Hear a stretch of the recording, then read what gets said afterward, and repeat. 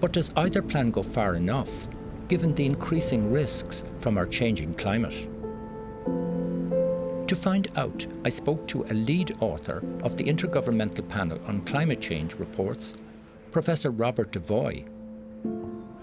I started by asking Robert, what does a warming climate mean for us? Increased variability, extremes, are part of that climate warming story for us. Okay. And associated with bigger magnitude storms, why are they bigger magnitude? It's the winds, as well as the amount of rainfall coming out of those storms. Robert, are you happy with what is being proposed now for Cork City in terms of defending the city against flooding?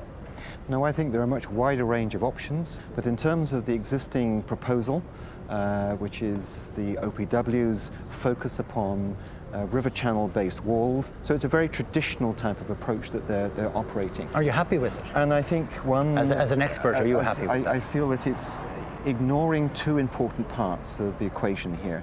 One, which is the full marine story, the storm surges and the piling of water back up into the channel, which creates even more pressure on that channel wall system that they're designing.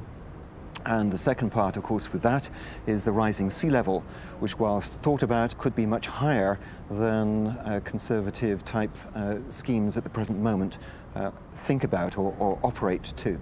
If you're having rapid melting of major ice sheets, as in West Antarctica, even East Antarctica, where large volumes of ice are coming down into the ocean, that will force sea level much more rapidly.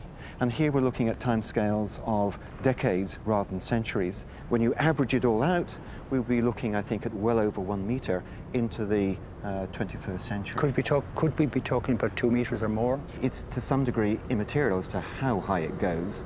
The point is that it's going to be well in excess of what we are currently thinking about, which is that ½ meter sort of level.